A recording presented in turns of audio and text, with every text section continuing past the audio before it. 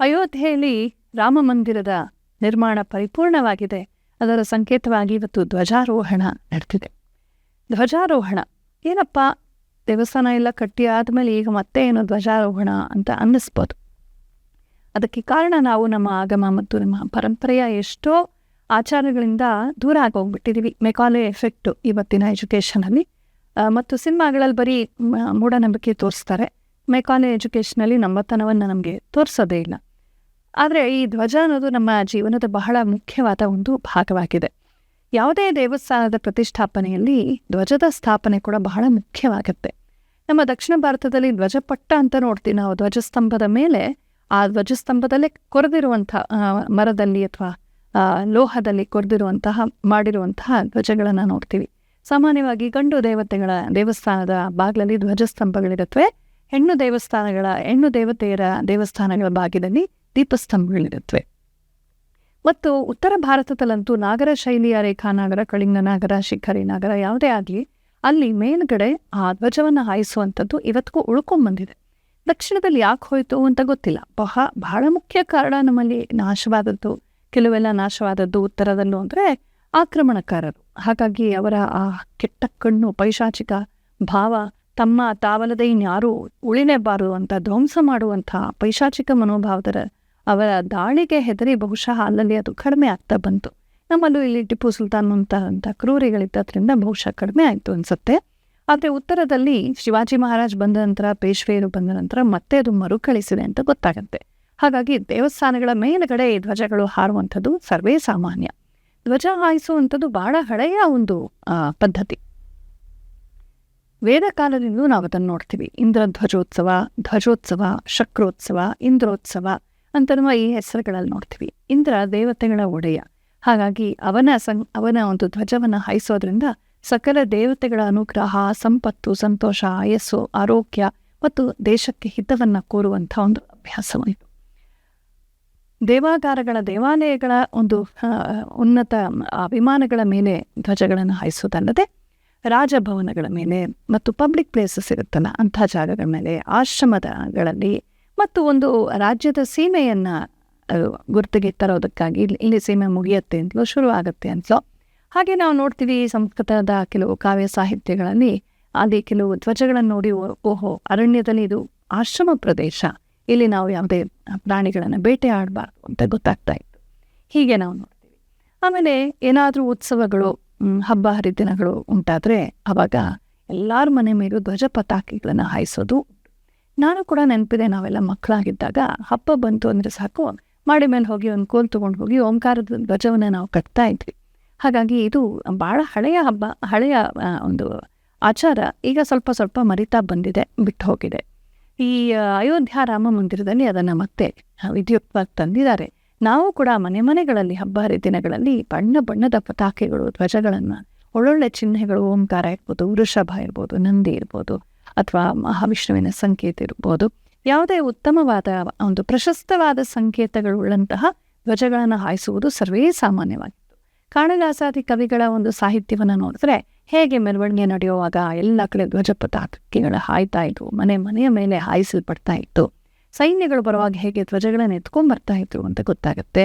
ಹಾಗೆ ಸಂತೋಷದ ಸಮಾರಂಭಗಳಲ್ಲೂ ಕೂಡ ವಿಜಯೋತ್ಸವ, ಈಗ ರಾಮ ವಾಪಸ್ ಬರ್ತಾನೆ ವನವಾಸದಿಂದ, ಅಥವಾ ರಾಮನ ಪಟ್ಟಾಭಿಷೇಕದ ಉತ್ಸವ, ಇಂಥ ಸಂದರ್ಭಗಳಲ್ಲಿ ಮೆರವಣಿಗೆಗಳಲ್ಲಿ ಅಲ್ಲೆಲ್ಲ ನಾವು ನೋಡ್ತೀವಿ ಧ್ವಜಗಳನ್ನು ಹಾಯಿಸ್ತಾ ಇದ್ರು.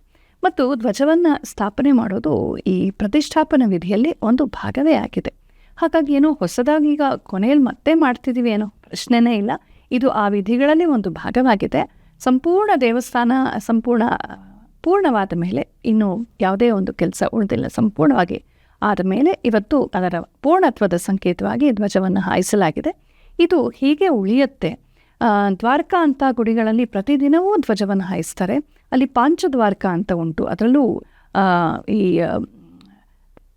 ಪಾಂಚದ್ವಾರಕ ಅಂದರೆ ಡಾಕೋರು ಮತ್ತು ಶ್ರೀನಾಥ್ಜಿ ಇತ್ಯಾದಿ, ಬೇಟ್ ದ್ವಾರಕಲ್ಲಿರೋ ಕೃಷ್ಣ, ಹಾಗೆ 5 ಕೃಷ್ಣಂದಿದ್ದಾರೆ. ಅಲ್ಲೆಲ್ಲ ಹುಣ್ಣಿಮೆ ದಿನ ತಪ್ಪದೇ ಧ್ವಜಾರೋಹಣ ಮಾಡ್ತಾರೆ. ಮತ್ತು ಮೂಲ ದ್ವಾರಕೆಯಲ್ಲಂತೂ ಹೆಚ್ಚು ಕಡಿಮೆ ದಿನ, ಯಾಕೆಂದರೆ ಭಕ್ತರು ಬುಕ್ ಮಾಡಿಬಿಟ್ಟಿರ್ತಾರೆ. ಕೆಲವೊಮ್ಮೆ ವಿಶೇಷ ದಿನಗಳಲ್ಲಿ ದಿನದಲ್ಲಿ 3 ಸಲ ಧ್ವಜ ಹಾಯಿಸ್ತಾರೆ. ದೊಡ್ಡ ಧ್ವಜಗಳನ್ನು ಹೀಗೆ ಸುರುಳಿ ಸುತ್ತಕೊಂಡು ದೊಡ್ಡ ಕೋನಲ್ಲಿ ಇಟ್ಕೊಂಡು ಕುಣಿತಾ ಹಾಡ್ತಾ ಸಂತೋಷದಲ್ಲಿ ಸಂಭ್ರಮದಲ್ಲಿ ಹೋಗ್ತಾರೆ. ಆ ಧ್ವಜ ಇಳಿಸೋದು ಒಂದು ಸಂಭ್ರಮ, ಹೊಸದನ್ನು ಏರಿಸೋದು ಒಂದು ಸಂಭ್ರಮ. ಪುರಿ ಜಗನ್ನಾಥದಲ್ಲೂ ಪ್ರತಿದಿನವೂ ಕೂಡ ಧ್ವಜವನ್ನು ಅಲ್ಲಿ ಹಾಯಿಸಲಾಗುತ್ತೆ, ಬದಲಾಯಿಸಲಾಗುತ್ತೆ. ಮತ್ತು ಬೇರೆ ಬೇರೆ ಬಣ್ಣಗಳ ಧ್ವಜಗಳನ್ನು ಕೂಡ ಹಾಯಿಸೋದುಂಟು. ಹೆಚ್ಚಾಗಿ ಹಳದಿ ಮತ್ತು ಕಾವಿ ಮತ್ತು ಕೆಂಪು ಈ ಬಣ್ಣಗಳನ್ನು ಹೆಚ್ಚಾಗಿ ಹಾಯಿಸ್ತಾರೆ. ಅದು ಉಜ್ವಲವಾಗಿ ಕಾಣಿಸುತ್ತೆ ಅಂತ. ಅದು ಧರ್ಮಧ್ವಜ ಅಂತ ಅದಕ್ಕೆ ಹೆಸರು. ಧರ್ಮದ ಧ್ವಜ, ಧರ್ಮಕ್ಕೆ ಜಯ ಮತ್ತು ಎಲ್ರಿಗೂ ಶುಭವಾಗಲಿ ಅಂತಿರುವ ಸಂಕೇತವಾಗಿ ಧ್ವಜಗಳನ್ನು ಹಾಯಿಸ್ತಾರೆ. ಮತ್ತು ಆ ಒಂದು ಪ್ರಾಂತದ, ಆ ದೇವತೆಯ, ಆ ದೇಗುಲದ, ಆ ರಾಜವಂಶದ ಆ ಒಂದು ದೇವತೆಯ ಹಿನ್ನೆಲೆ ಏನು, ಆ ಒಂದು ವೈಶಿಷ್ಟ್ಯವೇನು, ಇದೆಲ್ಲದರ ಸಂಕೇತಗಳನ್ನು ಕೂಡ ಧ್ವಜಗಳಲ್ಲಿ ನಾವು ನೋಡ್ತೀವಿ. ಓಂಕಾರ ಧ್ವಜ ಸರ್ವವ್ಯಾಪಕ, ಸ್ವಸ್ತಿಕದ ಧ್ವಜ ಇರ್ಬೋದು, ಧರ್ಮಚಕ್ರವುಳ್ಳಂಥ ಧ್ವಜಗಳನ್ನು ಬೌದ್ಧರಲ್ಲಿ ನೋಡ್ತೀವಿ. ಸ್ವಸ್ತಿಕ ಮುಂತಾದಂಥ ಶುಭ ಚಿಹ್ನೆಗಳಿರುವಂಥ ಧ್ವಜಗಳನ್ನು ಜೈನರಲ್ಲಿ ನೋಡ್ತೀವಿ. ನಮ್ಮಲ್ಲಿ ಅದೆಲ್ಲವೂ ಉಂಟು. ಮತ್ತು ಬೇರೆ ಬೇರೆ ಪ್ರಾಣಿಗಳು, ಆ ಪ್ರಾಣಿಗಳು ಕೂಡ ತುಂಬ ಶುಭ ಸಂಕೇತಗಳು. ಈಗ ಮಹಾವಿಷ್ಣುವನ್ನು ಗರುಡ ಧ್ವಜ ಅಂತ ಹೇಳ್ತಾರೆ. ಕೆಲವೊಮ್ಮೆ ಅವನು ಮಕರ ಧ್ವಜನೂ ಆಗ್ತಾನೆ ಕೆಲವು ಸಲ. ಆಮೇಲೆ ಶಿವ ವೃಷಭ ಧ್ವಜನಾಗಿರ್ತಾನೆ, ನಂದಿಯವನ ಸಂಕೇತ. ಹಾಗೆ ಇಂದ್ರನಿಗೆ ಐರಾವತವೇ ಒಂದು ಸಂಕೇತವಾಗಿದೆ. ಹಾಗೆ ನಮ್ಮ ಅರ್ಜುನ ಕಪಿಧ್ವಜನಾಗಿದ್ದ ಅಂತ ಗೊತ್ತಾಗತ್ತೆ. ಹಾಗೆ ರಘುವಂಶೀಯರು ಈ ಕೋವಿದಾರ ವೃಕ್ಷದ ಸಂಕೇತವನ್ನು ಹಾಕ್ಕೊಂಡಿದ್ರು ಅಂತ ನಮಗೆ ಗೊತ್ತಾಗುತ್ತೆ. ಕೋವಿದಾರ ವೃಕ್ಷ ಇವತ್ತು ನಾವು ಎಲ್ಲರೂ ತುಂಬ ಕೇಳ್ತಾ ಇದ್ದೀವಿ. ಆದರೆ ಸಂಸ್ಕೃತದ ಕಾವ್ಯಾದಿಗಳನ್ನು, ಕನ್ನಡದ ಕಾವ್ಯಾದಿಗಳನ್ನು ಓದಂಥವ್ರಿಗೆ ಈ ಪದ ಸಾಕಷ್ಟು ಪರಿಚಿತ. ಕೋವಿದಾರ ಅಂತ ಒಂದು ಮರ. ಕತೆ ಹೇಳೋ ಪ್ರಕಾರ ಆ ಕತೆಗಳು ಹೇಳುತ್ತವೆ, ಕಶ್ಯಪ ಮಹರ್ಷಿ ಈ ಮಂದಾರ ತರುವನ್ನು ಮತ್ತು ಪಾರಿಜಾತ ತರು ಎರಡನ್ನೂ ಕೂಡ ಇದು ಮಾಡಿ ಗ್ರಾಫ್ಟಿಂಗ್ ಮಾಡಿಬಿಟ್ಟು ಎರಡನ್ನು ಸೇರಿಸಿ ಮಿಶ್ರಣ ಮಾಡಿ ಹೊಸ ವೃಕ್ಷವನ್ನು ತಂದ ಅಂತ. ಇದು ಎಲೆ ಉದುರಿಸ್ಕೊಂಡು ಎಲೆ ಚಿಗುರಿಸ್ಕೊಳ್ಳೋ ಮುಂಚೆ ಇಡೀ ಮರದಲ್ಲಿ ಎಲೆಗಳಿರೋದಿಲ್ಲ, ಬರೀ ಹೂಗಳಿರುತ್ತಂತೆ. ಅದು ಪಿಂಕ್, ಗುಲಾಬಿ ಬಣ್ಣದ ಹೂಗಳು. ಹಾಗಾಗಿ ತುಂಬ ಸುಂದರವಾಗಿ ಕಾಣುತ್ತೆ ಅಂತ. ಹೆಣ್ಣು ಮಕ್ಕಳ ತುಟಿಗಳು ಹಾಗಿತ್ತು, ಕೆನ್ನೆ ಆಗಿತ್ತು ಅಂತ ವರ್ಣನೆಗಳನ್ನು ನಾವು ಕವಿಗಳ ಮುಖಾಂತರ ನಾವು ನೋಡ್ತೀವಿ. ಈ ಕೋವಿದಾರ ವೃಕ್ಷ ಆ ನವನಾವೀನ್ಯವನ್ನು ಅದು ತೋರಿಸುತ್ತೆ. ಮತ್ತು ಅದು ಸಂಪತ್ತನ್ನು, ಸಮೃದ್ಧಿಯನ್ನು ತೋರಿಸುತ್ತೆ. ಮತ್ತು ರಘುವಂಶದ ರಾಜೇಂದ್ರ ಧ್ವಜದ ಮೇಲೆ ಕೋವಿದಾರದ ಸಂಕೇತವಿತ್ತು ಅಂತ ಗೊತ್ತಾಗತ್ತೆ. ಎಕ್ಸಾಕ್ಟ್ಲಿ ಹೇಗಿತ್ತು ರಘುವಂಶೀಯ ರಾಜರ ಒಂದು ಧ್ವಜ ಅಂತ ನಮಗೆ ಸ್ಪಷ್ಟವಾಗಿ ಗೊತ್ತಾಗದೆ ಹೋದರೂ ಕೋವಿದಾರವಿತ್ತಂತೂ ಗೊತ್ತಾಗತ್ತೆ. ಎಲ್ಲಿ ಗೊತ್ತಾಗತ್ತೆ ಅಂದರೆ ಅಯೋಧ್ಯಾಕಾಂಡದಲ್ಲಿ ಬಹುಶಃ ಇಲ್ಲಿ ಒಂದು 80ನೇ ಆ ಥರ ಒಂದು ಚಾಪ್ಟರಲ್ಲಿ ಬರುತ್ತೆ. ಈ ರಾಮನನ್ನು ಕೈ ಓಡಿಸ್ಬಿಟ್ಟಿದ್ದಾಳೆ, ವನವಾಸಕ್ಕೆ ಕಳಿಸ್ಬಿಟ್ಟಿದ್ದಾಳೆ. ಚಿತ್ರಕೂಟದಲ್ಲಿ ರಾಮ, ಸೀತೆ, ಲಕ್ಷ್ಮಣರು ವಾಸವಾಗಿದ್ದಾರೆ. ಅಲ್ಲಿ ಭರತ ಕೈಕೇಯಿಯ ದೇಶದಿಂದ ವಾಪಸ್ ಬಂದಮೇಲೆ ತುಂಬ ದುಃಖವಾಗತ್ತೆ. ಚತುರಂಗಿಣಿ ಸೈನ್ಯದೊಂದಿಗೆ ಅವನು ಚಿತ್ರಕೂಟಕ್ಕೆ ಬರ್ತಾನೆ, ರಾಮನನ್ನು ವಾಪಸ್ ಕರ್ಕೊಂಬರ್ಬೇಕು ಅಂತ. ಆಗ ಧೂಳೇಳುತ್ತೆ, ಶಬ್ದ ಕೇಳಿಸುತ್ತೆ, ಕೋಲಾಹಲ ಕೇಳಿಸುತ್ತೆ. ಆ ಪ್ರಶಾಂತವಾದ ಆಶ್ರಮ ಪರಿಸರದಲ್ಲಿ ಆಗ ಲಕ್ಷ್ಮಣ ಮರವನ್ನೇರಿ ನೋಡ್ತಾನೆ. ದೂರದಲ್ಲಿ ಭರತನ ಸೈನ್ಯ ಕಾಣಿಸುತ್ತೆ. ಸೈನ್ಯ ಬರ್ತಿದೆಯಲ್ಲ ಅಂತ ಹೇಳಿ ಕೊನೆಗೆ ಅದು ಭರತಂದೇ ಸೈನ್ಯ ಇರಬೇಕು ಅಂತ ಗುರುತಿಸ್ತಾನೆ. ಹೇಗೆ ಅಂದರೆ ಅವಾಗ ಹೇಳ್ತಾನೆ, ಕೋವಿದಾರ ಧ್ವಜಂ ಚೈವ, ಅದು ಕೋವಿದಾರ ಧ್ವಜವಾಗಿದೆ, ಕೋವಿದಾರದ ಚಿಹ್ನೆ ಇದೆ. ಬ್ರಹ್ಮನು ಕೊಟ್ಟಿರುವಂಥ ಒಂದು ಧ್ವಜವಾಗಿದೆ. ಆಮೇಲೆ ಇದು ಭರತಂದೆ ಅಂತ ಗೊತ್ತಾಗತ್ತೆ ನಮಗೆ, ಸೈನ್ಯದ ಜೊತೆ ಬರ್ತಾ ಇದೆ ಅಂತ. ಆವಾಗ ನಮ್ಗೆ ಗೊತ್ತಾಗುತ್ತೆ ಕೋವಿದಾರವಿತ್ತು ಅಂತ, ಚಿಹ್ನೆ ಇತ್ತು ಅಂತ. ಹಾಗೆ ರಾವಣನಿಗೂ ಒಂದು ಚಿಹ್ನೆ ಇತ್ತು ಅಂತ ನಮಗೆ ಗೊತ್ತಾಗತ್ತೆ. ಎಲ್ಲ ರಾಜಂದ್ರು ಕೂಡ ಒಂದೊಂದು ಚಿಹ್ನೆ ಇಟ್ಕೊಳ್ತಾ ಇದ್ರು. ರಾವಣನು ಮೃಗದ ಚಿಹ್ನೆಯನ್ನು ಇಟ್ಕೊಂಡಿದ್ದಂತೆ. ಮತ್ತು ಇಂದ್ರನು ಮಾತಲಿಯೊಂದಿಗೆ ರಾಮನಿಗೆ ಒಂದು ರಥವನ್ನು ಕಳಿಸ್ತಾನೆ. ಹಾಗೆ ಈ ಎಲ್ಲದರ ರಥಗಳ ಮೇಲೆ, ಕುದುರೆಗಳ ಮೇಲೆ ಹೇಗೆ ಆಯಾ ಚಿಹ್ನೆಗಳು ಇರುವಂಥ ಧ್ವಜಗಳಿತ್ತು ಅಂತ ಗೊತ್ತಾಗುತ್ತೆ.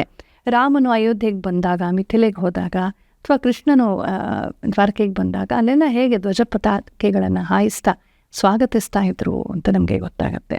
ಪ್ರತಿಯೊಂದು ರಾಜ್ಯಕ್ಕೂ ಸಂಕೇತವಿರುತ್ತೆ. ಹಾಗೆ ಹಳೆಯ ಪ್ರಾಚೀನ ರಾಜಂದ್ರು ದೇವತೆಗಳಿಗಷ್ಟೇ ಅಲ್ಲ, ನಮ್ಮ ಮೌರ್ಯ ಸಾಮ್ರಾಜ್ಯಕ್ಕೂ ಮಯೂರ ಧ್ವಜ ಇತ್ತು ಅಂತ ಹೇಳ್ತಾರೆ, ಸ್ಪಷ್ಟವಾಗಿ ಗೊತ್ತಿಲ್ಲ.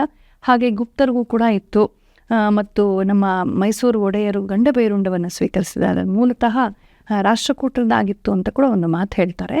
ಆಮೇಲೆ ಅದು ವಿಜಯನಗರ ಸಾಮ್ರಾಜ್ಯದಲ್ಲಿ ಅವರ ಒಂದು ಧ್ವಜದಲ್ಲಿ ವರಾಹ ಇರ್ತಾಯಿತ್ತು, ಸೂರ್ಯ, ಚಂದ್ರ ಮತ್ತು ಒಂದು ಹೀಗೆ ಚುಚ್ಚಲ್ಪಟ್ಟಂಥ ಒಂದು ಕತ್ತಿ ಇರ್ತಾ ಇತ್ತು, ಜೊತೆಗೆ ಒಂದು ಗಂಡ ಬೇರುಂಡ ಕೂಡ ಇರ್ತಾ ಇತ್ತು, ಮತ್ತು ಅವರ ಎಂಬ್ಲಮ್ ಕೂಡ ಆಗಿತ್ತಿದ್ದು ಅದು ಅವರ ಧ್ವಜದ ಮೇಲೂ ಇರ್ತಾ ಇತ್ತು ಅಂತ ಗೊತ್ತಾಗುತ್ತೆ.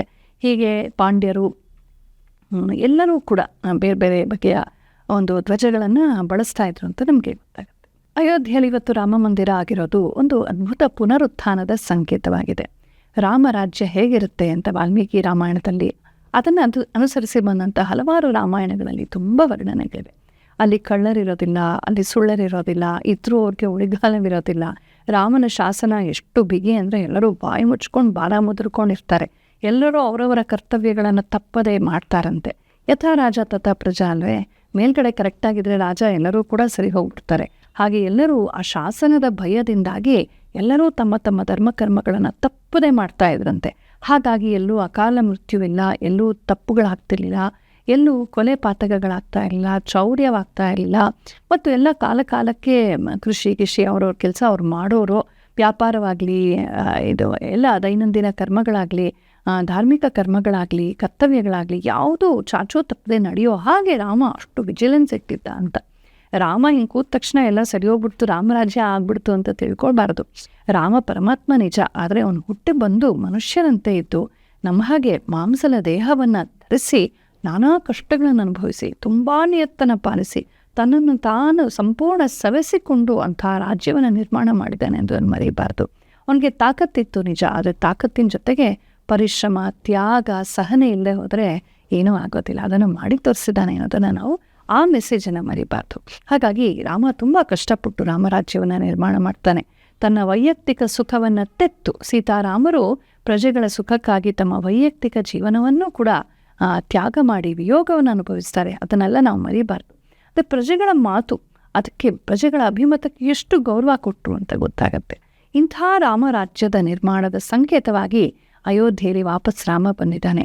500 ವರ್ಷಗಳ ಕಾಲ ಆ ದುರ್ಭರವಾದ ಬಹಳ ಭಯಂಕರನ ಪೈಶಾಚಿಕ ಸ್ವಭಾವದ ಬಾಬರ್ ಬಂದು ಎಲ್ಲವನ್ನ ನಾಶ ಮಾಡಿ ಅವನ ಕೊಳಕು ಒಂದು ಏನಂತಾರೆ ಸಂಕೇತವನ್ನು ತಲೆ ಮೇಲೆ ಹೇರಿ ಹೋಗಿದ್ದು.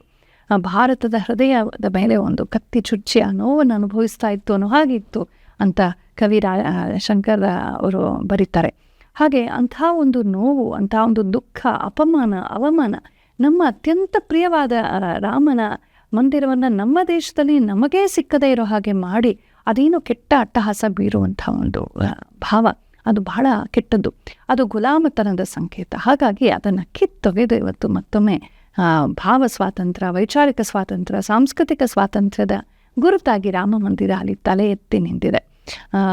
ಹಾಗಾಗಿ ಇದು ಬಹಳ ಒಂದು ರೀತಿಯ ಧಾರ್ಮಿಕ, ಐತಿಹಾಸಿಕ, ಸಾಂಸ್ಕೃತಿಕ ಪುನರುಜ್ಜೀವನದ ಸಂಕೇತ ಅಂತ ಹೇಳ್ಬೋದು. ಇನ್ನು ನಾವು ಗುಲಾಮರಲ್ಲ. ಇಲ್ಲಿ ಇಷ್ಟು ವರ್ಷ ಯಾವುದೋ ನಮ್ಮ ದೌರ್ಬಲ್ಯವನ್ನು ಬಳಸ್ಕೊಂಡೆಲ್ಲರೂ ತಲೆ ಮೇಲೆ ಕೂತು ಏನೇನು ಹೇರಿದ್ರು, ಪೈಶಾಚಿಕ ಮತಗಳು ಆಚೆಯಿಂದ ಬಂದು ಎಷ್ಟೊಂದು ಜನ ಬಂದು ಏನೇನು ಮಾಡಿದ್ರು ಅನರ್ಥಗಳನ್ನು, ನಮ್ಮ ಬಗ್ಗೆ ಇರುವಂಥ ಕೀಳರಿಮೆಯನ್ನು ನಮ್ಮ ಬಗ್ಗೆ ನಮಗೆ ಕೀಳರಿಮೆ ಬರೋ ಹಾಗೆ ಏನು ಮಾಡಿದ್ರು ಅದನ್ನು ಕಿತ್ತೊಗೆಯೋ ಕಾಲ ಬಂದಿದೆ ಅಂತ ಗೊತ್ತಾಗುತ್ತೆ. ಇವತ್ತು ನಮ್ಮ ಪ್ರಧಾನಮಂತ್ರಿಗಳು ಮಾತನಾಡ್ತಾನೋ ಅದನ್ನೇ ಹೇಳಿದ್ರು, ಮೈಕಾಲೆ ಪ್ರಭಾವವನ್ನು ಕಿತ್ತೊಗೆಯಬೇಕಾಗಿದೆ ಅಂತ. ಆ ಗುಲಾಮತನದ ಭಾವ ನಮ್ಮಲ್ಲಿ ಏನೂ ಇಲ್ಲ, ಏನಿದ್ರು ಪಾಶ್ಚಾತ್ಯ ಅದನ್ನೇ ಬರಬೇಕು ಅನ್ನೋ ಭ್ರಾಂತಿ, ಗುಲಾಮ ಬುದ್ಧಿ ಹೋಗಬೇಕು ಅಂತ. ಹಾಗಾಗಿ ರಾಮ ಮಂದಿರ ಅದಕ್ಕೆ ಒಂದು ದ್ಯೋತಕವಾಗಿ ಇವತ್ತು ನಿಂತಿದೆ. ರಾಮ ಮಂದಿರದ ಮೇಲೆ ಇವತ್ತು ಹಾಯಿಸಲ್ಪಟ್ಟಂಥ ಧ್ವಜ ಏನಿದೆ ಅದರಲ್ಲಿ ಸೂರ್ಯನ ಚಿಹ್ನೆ ಇದೆ. ಅಂದರೆ ಇದು ರಘುವಂಶೀಯ ರಾಜ ರಾಮ ಅಂತ ಹೇಳಿ ಸೂರ್ಯವಂಶದ ಒಂದು ಸಂಕೇತವಾಗಿದೆ. ಜೊತೆಗೆ ಸೂರ್ಯ ಉದಯೋನ್ಮುಖ ಸೂರ್ಯ ಅಥವಾ ಪ್ರಜ್ವಲ ಸೂರ್ಯ ಜ್ಞಾನದ ಸಂಕೇತ. ಬೆಳಕು ಅರಿವಿಗೆ ಒಂದು ಪರ್ಯಾಯ ಪದ ಅಲ್ಲವೇ ನಮಗೆ. ಹಾಗಾಗಿ ಬೆಳಕನ್ನು, ಜ್ಞಾನವನ್ನು, ಎಚ್ಚರವನ್ನು ಅಥವಾ ಪ್ರಗತಿಯನ್ನು, ಜಾಗೃತಿಯನ್ನು ಅದು ಸೂಚಿಸುತ್ತೆ. ಇನ್ನು ಕೋವಿದಾರ ವೃಕ್ಷ ನಾವು ಆಗಲೇ ನೋಡಿದ ಹಾಗೆ ಇದು ಸಂಪತ್ತನ್ನು, ಸಮೃದ್ಧಿಯನ್ನು, ಸಂತೋಷವನ್ನು, ಪ್ರೇಮವನ್ನು ಅದು ಸೂಚಿಸುತ್ತೆ. ಹಾಗಾಗಿ ಭಾರತಕ್ಕೆ ಸಂಪತ್ತು, ಸಮೃದ್ಧಿಯನ್ನು ತರುವಂತಹ ಒಂದು ಸಂಕೇತವಾಗಿ ಕೋವಿದಾರ ವೃಕ್ಷದ ಸಂಕೇತ ಅಲ್ಲಿ ಕಾಣಿಸುತ್ತೆ. ಇನ್ನು ಓಂಕಾರ ಪರತತ್ವವೇ ಆಗಿದೆ. ತಸ್ಯ ವಾಚಕ ಪ್ರಣವಃ ಅಂತ ವೇದ ಹೇಳುತ್ತೆ. ಅಂದರೆ ಬ್ರಹ್ಮ ತತ್ವ, ಪರತತ್ವಕ್ಕೆ ಹೆಸರೇ ಓಂ ಅಂತ. ಹಾಗಾಗಿ ಓಂಕಾರವನ್ನು ಶಬ್ದ ಬ್ರಹ್ಮ, ನಾದ ಬ್ರಹ್ಮ ಅಂತ ಹೇಳ್ತೀವಿ. ಅಂತ ಓಂ ಅಂತರುವ ಆ ಚಿಹ್ನೆ ಏನಿದೆ ಅದು ಕೇವಲ ಒಂದು ಭೌತಿಕ ಶಬ್ದವಲ್ಲ, ಅದು ಪರಮಾತ್ಮನೇ ಆಗಿದೆ. ಅದರ ಅನುಸಂಧಾನ, ಅದೊಂದು ಮಂತ್ರ, ಮಹಾಮಂತ್ರ, ಏಕಮಂತ್ರ ಅಂತ, ಆದಿಮಂತ್ರ ಅಂತ ಅದನ್ನು ಕರೀತಾರೆ. ಆ ಓಂಕಾರದಿಂದಲೇ ಇತರ ಬೀಜಗಳು, ಇತರ ಶಬ್ದಗಳು, ಭಾಷೆಗಳು, ಸಾಹಿತ್ಯ, ಇಡೀ ಪ್ರಪಂಚ ನಿರ್ಮಾಣವಾಗಿತ್ತು. ಹಾಗಾಗಿ ಅದು ಶಬ್ದ ಬ್ರಹ್ಮ ಅಥವಾ ನಾದ ಬ್ರಹ್ಮ ಅನಿಸ್ಕೊಳತ್ತೆ. ಅದನ್ನು ಅಲ್ಲಿ ಸಂಕೇತಿಸಿರೋದ್ರಿಂದ ಸಾಕ್ಷಾತ್ ಪರಮಾತ್ಮ ಸ್ವರೂಪಿ ಶ್ರೀರಾಮ ಅಂತಲೂ ಕೂಡ ಅಲ್ಲಿ ಸಂಕೇತಿಸಲಾಗತ್ತೆ. ಜೊತೆಗೆ ಎಲ್ಲಕ್ಕಿಂತ ಉನ್ನತೋನ್ನತವಾದದ್ದು ಪರಮಾತ್ಮ ಮತ್ತು ಸತ್ಯ, ಸಮೃದ್ಧಿ ಮತ್ತು ಸೂರ್ಯನ ಆ ಜ್ಞಾನದ ಪ್ರಭೆ ಅಂತ ಇದೆಲ್ಲವನ್ನ ಕೂಡ ಅದು ಸೂಚಿಸುತ್ತೆ. ಜೊತೆಗೆ ಅದೆಲ್ಲವೂ ರಾಮನ, ನಮ್ಮ ಬಾಲರಾಮನ ಆ ದೇಗುಲದ ವಿಮಾನದ ಮೇಲೆ ಇರೋದರಿಂದ ರಾಮರಾಜ್ಯದ ಸಂಕೇತವಾಗಿ ಅದು ನಮಗೆ ಕಾಣಬರುತ್ತೆ. ರಾಮ ಮಂದಿರದಲ್ಲಿ ಗುಹ, ಅಹಲ್ಯೆ, ಶಬರಿ, ಜಟಾಯು, ಅಷ್ಟೆಲ್ಲ ಅಳಿಲಿಗೂ ಕೂಡ ಒಂದು ದೇವಸ್ಥಾನವನ್ನು ಕಟ್ಟಿದ್ದಾರೆ. ಸಪ್ತರ್ಷಿಗಳ ದೇವಸ್ಥಾನಗಳನ್ನು, ಮಹಾಋಷಿಗಳ ದೇವಸ್ಥಾನಗಳನ್ನು ನಾವು ನೋಡ್ತೀವಿ. ಅನ್ನಪೂರ್ಣ ದೇವಿ ಇದ್ದಾಳೆ. ಮೊದಲಿಂದಲೂ ಇದ್ದಂಥ ಒಂದು ಶಿವನ ಸ್ಥಾನ ಕೂಡ ಅಲ್ಲಿ ಒಂದಿದೆ. ಬಾಲರಾಮ ಇದ್ದಾನೆ. ಮೇಲ್ಗಡೆ 1ನೇ ತಾರಸಿಯಲ್ಲಿ ದರ್ಬಾರಿ ರಾಮ ಅಂದರೆ ಸೀತಾ ಸಮೇತನಾಗಿ ಪಟ್ಟಾಭಿಷಿಕ್ತನಾದಂತಹ ರಾಮನ ದರ್ಬಾರ ಅದು ಕೂಡ ನಮಗೆ ಕಾಣಬರುತ್ತೆ. ಹೇಗೆ ಈ ಎಲ್ಲಕ್ಕೂ ಯಾಕೆಂದರೆ ರಾಮಾಯಣ ಇದೆಯಲ್ಲ, ಅದು ರಾಮಸ್ಯ ಅಯನಂ, ರಾಮನ ದಾರಿ ಅಂತ. ರಾಮ ಒಬ್ಬನೇ ಅಲ್ಲ, ರಾಮನ ದಾರಿಯಲ್ಲಿ ಯಾರ್ಯಾರು ಬಂದರು, ಅವನು ಯಾರ್ಯಾರನ್ನು ಭೇಟಿಯಾದ, ಯಾರ್ಯಾರೊಡನೆ ಅವನಿಗೆ ಯಾವ್ಯಾವ ಥರ ಸಂಬಂಧ ಇತ್ತು, ಯಾವ ಥರ ಅವರ ಸುಖ ದುಃಖಗಳಿಗೆ ಅವನು ಸಂವೇದನೆಯನ್ನು ತೋರ್ದ, ಅವ್ರಿಗೆ ಸಹಾಯ ಮಾಡ್ದ, ಅವರ ಪ್ರೀತಿಯನ್ನು ಗಳಿಸ್ಕೊಂಡ ಸರ್ವಹಿತಚಿಂತಕನಾಗಿದ್ದ ಶ್ರೀರಾಮಚಂದ್ರ, ಸರ್ವಪ್ರಿಯನಾಗಿದ್ದ. ಅವನ ಬಗ್ಗೆ, ಅವನ ಗುಣಗಳ ಬಗ್ಗೆ ಹೇಳುವಾಗ ಒಂದು ಮಾತನ್ನು ತುಳಸಿದಾಸರು ಹೇಳ್ತಾರೆ. ಚಂದ್ರಕಾಂತಾನನಂ ರಾಮಂ ಅತೀವ ಪ್ರಿಯದರ್ಶನಂ ರೂಪೋದಾರ್ಯ ಗುಣೈಃ ಪುಂಸಾಂ ದೃಷ್ಟಿಚಿತ್ತಾಪಹಾರಣಂ ರಾಮಂ ಅಂತ ಹೇಳ್ಕೊಂಡು ಹೋಗ್ತಾರೆ. ಎಂಥ ರಾಮನನ್ನು ಸ್ಮರಿಸ್ತೀನಿ ಅಂದರೆ, ಚಂದ್ರಕಾಂತಾನನ, ತುಂಬ ಸುಂದರವಾಗಿದ್ದಾನೆ, ಚಂದ್ರನಂತೆ ಬೆಳಗುವ ಮುಖವುಳ್ಳವನಾಗಿದ್ದಾನೆ. ಅತೀವ ಪ್ರಿಯದರ್ಶನಂ ರೂಪ ಔದಾರ್ಯ ಗುಣೈಹಿ ಪುಂಸಾಂ ದೃಷ್ಟಿಚಿತ್ತಾಪಹಾರಣಂ. ಅವನಿಗೆ ಬರೀ ರೂಪ ಒಂದೇ ಇರಲಿಲ್ಲ, ಬರೀ ಸೌಂದರ್ಯ, ಫೇರ್ ಆ್ಯಂಡ್ ಲವ್ಲಿ ಸೌಂದರ್ಯ ಅಲ್ಲ, ಅದು ಔದಾರ್ಯಾದಿ ಗುಣಗಳಿದ್ವು. ಹಾಗಾಗಿ ಸುಂದರನೂ ಆಗಿದ್ದ, ಉದಾರ ಸ್ವಭಾವದವನಾಗಿದ್ದ, ಉದಾರ ಗುಣಗಳಿಂದ ಕೂಡಿದ್ರಿಂದ ದೃಷ್ಟಿಚಿತ್ತ ಅಪಹಾರಿಣಂ ಪುಂಸಾಂ. ಮನುಷ್ಯರ ಕಣ್ಣನ್ನು ಮಾತ್ರ ಸೆಳೀತಿರ್ಲಿಲ್ಲ ಅವನ ಸೌಂದರ್ಯ, ಅವರ ಚಿತ್ತವನ್ನು ಅವನ ಗುಣಗಳು ಸೆಳೀತಾ ಇದ್ವಂತೆ. ಮತ್ತು ಅವನು ಸ್ಮಿತಪೂರ್ವಾಭಿಭಾಷಿ, ತಾನೇ ನಕ್ಕು ಮಾತಿಗೆ ಆರಂಭಿಸ್ತಾ ಇದ್ದಂತೆ, ಬಿಂಕವಿಲ್ಲದೆ. ರಾಜಕುಮಾರ ನಾನು ಅನ್ನುವ ಬಿಂಕವಿಲ್ಲ.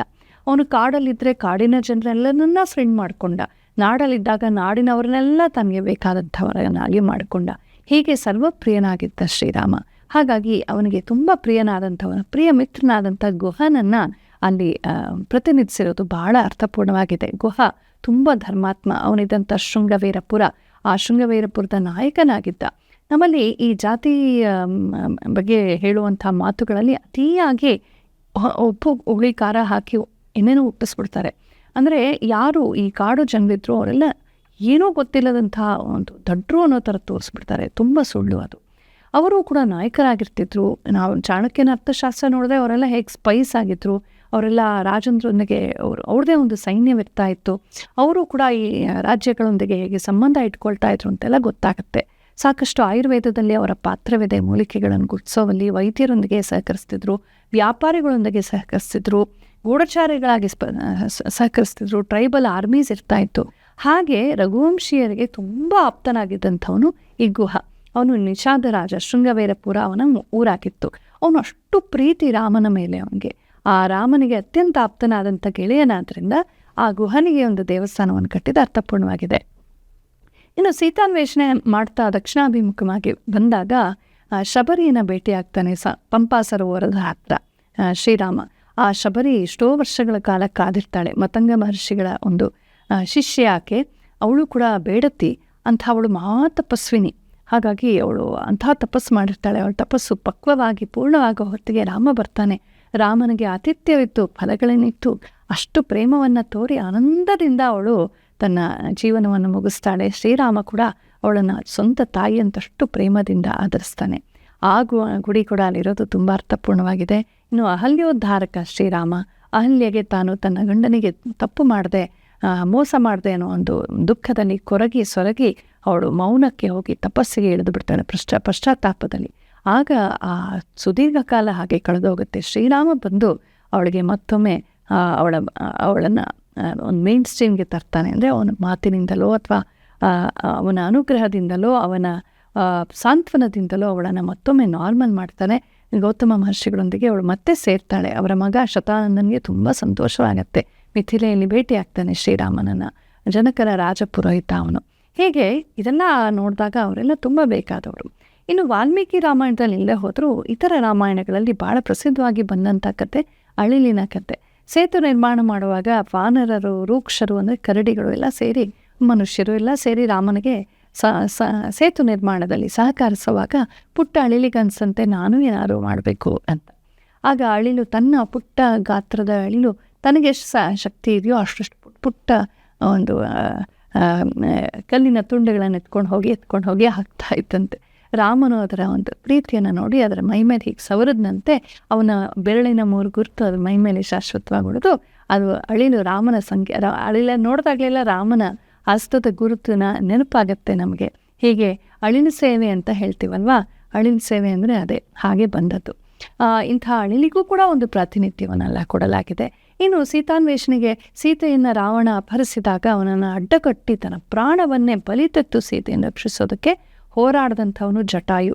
ಆ ಜಟಾಯುವಿನ ಹೆಸರಲ್ಲೂ ಅಲ್ಲಿ ದೇವಸ್ಥಾನವನ್ನು ಕಟ್ಟಲಾಗಿದೆ. ಬಂದವ್ರಿಗೆಲ್ಲ ಉಚಿತವಾಗಿ ಊಟ ಕೊಡ್ತೀವಿ ಅಂಥೇಳಿ ಅನ್ನಪೂರ್ಣಾದೇವಿಯನ್ನು ಕೂಡ ಪ್ರತಿಷ್ಠಾಪನೆ ಮಾಡಿದ್ದಾರೆ.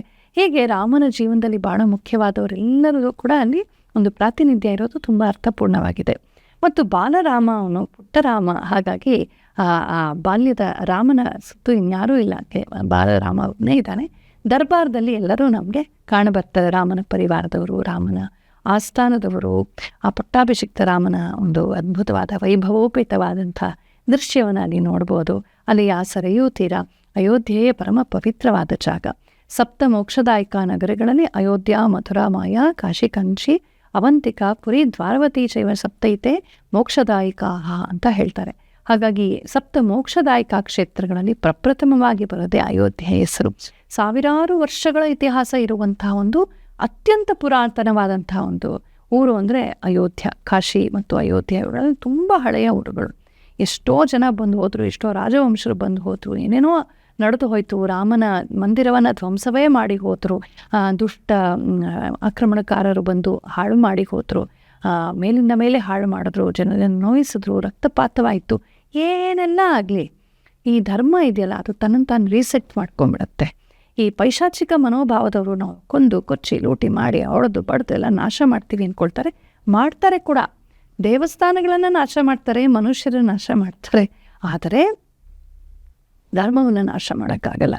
ಒಮ್ಮೆ ಪ್ರಾಣ ಪ್ರತಿಷ್ಠಾಪನೆ ಆದ ಮೇಲೆ ಆ ಭೌತಿಕವಾದಂಥ ವಿಗ್ರಹ ತುಂಡಾದರೂ ಇಲ್ಲವಾದರೂ ಕೂಡ ಅಲ್ಲಿರುವಂತಹ ಪ್ರೆಸೆನ್ಸ್ ಏನಿದೆ, ಪರಮಾತ್ಮನ ಪ್ರೆಸೆನ್ಸ್ ಏನಿದೆ, ಅದನ್ನು ಅಲ್ಲಗಳೆಯೋದಕ್ಕಾಗಲ್ಲ. ಅದಲ್ಲಿದ್ದೇ ಇರುತ್ತೆ.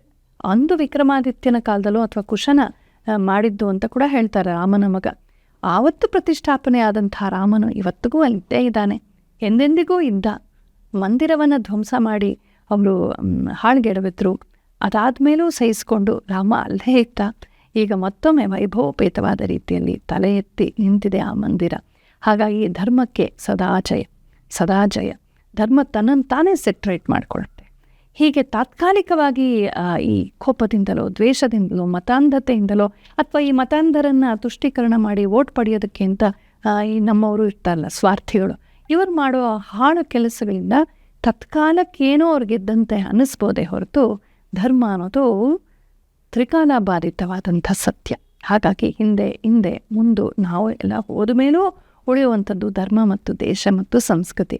ಹಾಗಾಗಿ ತನ್ನನ್ನು ತಾನೇ ಅದು ಸೆಟ್ರೇಟ್ ಮಾಡಿಕೊಳ್ಳುತ್ತೆ. ಸಾಕರಿ ಸೆಟ್ಟಿಂಗ್ ಮಾಡ್ದಂಗೆ ಆಗತ್ತೆ. ಮತ್ತೊಮ್ಮೆ ರಾಮ ಬಂದಿದ್ದಾನೆ. ಇಂಥ ಅತ್ಯಂತ ಸಂತಸದ, ಸಂಭ್ರಮದ ಮತ್ತು ಪರಮ ಪವಿತ್ರವಾದ, ಪ್ರಶಸ್ತವಾದ ಕಾರ್ಯಕ್ರಮ ನಮ್ಮ ಜೀವಿತ ಕಾಲದಲ್ಲಿ ನಡೀತಿದೆಯಲ್ಲ, ನಾವೆಷ್ಟು ಧನ್ಯರು ಅಂತ ನಿಜಕ್ಕೂ ಭಾವಿಸ್ಬೇಕು. ನಾವೇ ಧನ್ಯರು. ಎಲ್ರಿಗೂ ಒಳ್ಳೆಯದಾಗಲಿ. ಜೈ ಶ್ರೀರಾಮ್.